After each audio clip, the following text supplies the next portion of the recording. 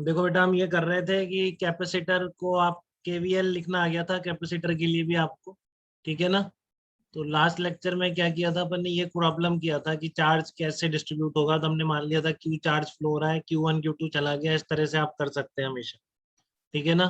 फिर proper KVL लगा दिए जैसे आप इलेक्ट्रिकल सर्किट विद रेजिस्टेंसेस में लगाते थे, ठीक है, उसी तरह से लगाते जाइए। ड्रॉप आपको क्रॉस करना मैंने बता दिया है, नेगेटिव माइनस लगाइए कैपेसिटर की पहली प्लेट पर जो चार्ज आ रहा है वो लिखिए, ठीक है ना। अब आपको ए पॉइंट का पोटेंशियल निकालना है, तो फिर वही आप, एक ही लूप है तो चार्ज वार्ज सब पे सेम ही आएगा इन पे, ठीक है ना। तो आप वैसे मानिए जैसे आप करंट फ्लो मानते थे वैसे क्यू चार्ज का फ्लो मानते हुए पूरा एक केवीएल लिख दीजिए इस पे, ठीक है। तो आपको दोनों पर चार्ज पता पड़ जाएगा, C1 C2 पे चार्ज पता पड़ जाएगा इस प्रॉब्लम। और फिर आपको देखो इस सिंबल का मतलब मैंने बताया, ऐसा नहीं ग्राउंडेड है, यहाँ मतलब है 0 वोल्ट। तो यहाँ से जब भी आपसे एग्जैक्ट पोटेंशियल पूछेगा तो आइडियली उसको देना चाहिए कि कहाँ पर 0 माना है।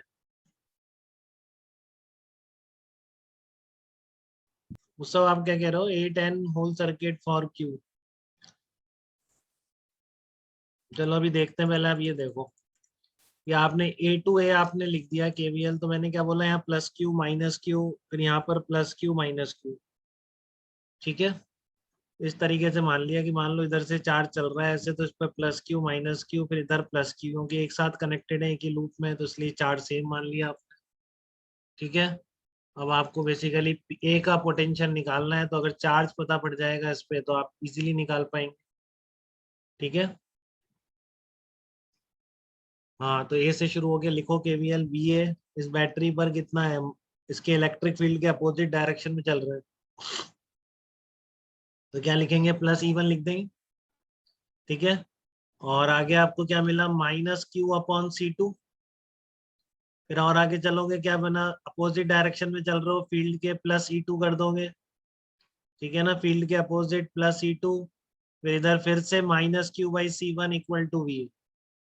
तो वी ए कैंसिल आउट हो जाएगा, चार्ज क्यू की वैल्यू कितनी आ जाएगी, C1 C2 E1 plus E2 upon C1 plus C2।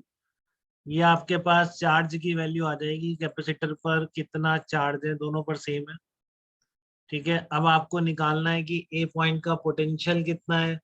तो बहुत सीधा सा हिसाब है, देखो बिल्कुल वैसा ही इलेक्ट्रिकल सर्किट में लूप पे लिखना होता था, इसमें भी आप वैसे ही क्यू चार्ज फ्लो होता हो मान सकते हो पूरे सर्किट। और कैपेसिटर जितना है प्लस क्यू माइनस क्यू लिखते जाओ, ठीक है। तो आपको हर कैपेसिटर पे चार्ज मिल जाएगा इसमें। अब आपका नेक्स्ट स्टेप है कि आपको ए पॉइंट पर पोटेंशियल निकालना है। तो आप क्या करेंगे, बी पर 0 मान रखा है तो ए से लेकर बी तक पहुंचो, ए से स्टार्ट करो वी ए, और एंड में जब बी पर पहुंचो उसको इक्वल टू 0 कर दो। ऐसे ही करोगे, देखो दिक्कत तो नहीं आ रही किसी को इसमें करने में। ए से आप A C B, ठीक है, तो आप ए से स्टार्ट कर रहे हैं तो बी ए, और फिर आप आगे चले minus minus Q divided by C1। फिर आपको बैटरी मिली तो फील्ड की डायरेक्शन में minus E2 equal to VB या इक्वल टू 0 कर दोगे, ठीक है। तो VA कितना आ गया आपके पास, E2 minus Q by C1 आ जाएगा। क्यू की वैल्यू यहाँ से निकाल रखी थी वो यहाँ पे रिप्लेस कर देंगे, ठीक है। क्यू की वैल्यू यहाँ से आपने रिप्लेस कर दी। तो बहुत सिंपल सॉल्यूशन के बाद, बहुत ही सिंपल सॉल्व हो रहा है एकदम ये मिल जाएगा आपको C1 E2 minus C2 E1 upon C1 plus C2। तो आपने रियलाइज किया होगा कि केवीएल नोडल आपका कैसा भी इलेक्ट्रिकल सर्किट हो बहुत इजीली आपके लिए सिंप्लीफाई कर सकते हैं, ठीक है ना। अगर आपको ये उससे करना है केवीएल से तो केवीएल से भी कर सकते हैं, उसमें कोई दिक्कत नहीं है। आप यहाँ 0 मानिए, यहाँ पर E2 हो जाएगा, यहाँ पर X मान लो, ठीक है।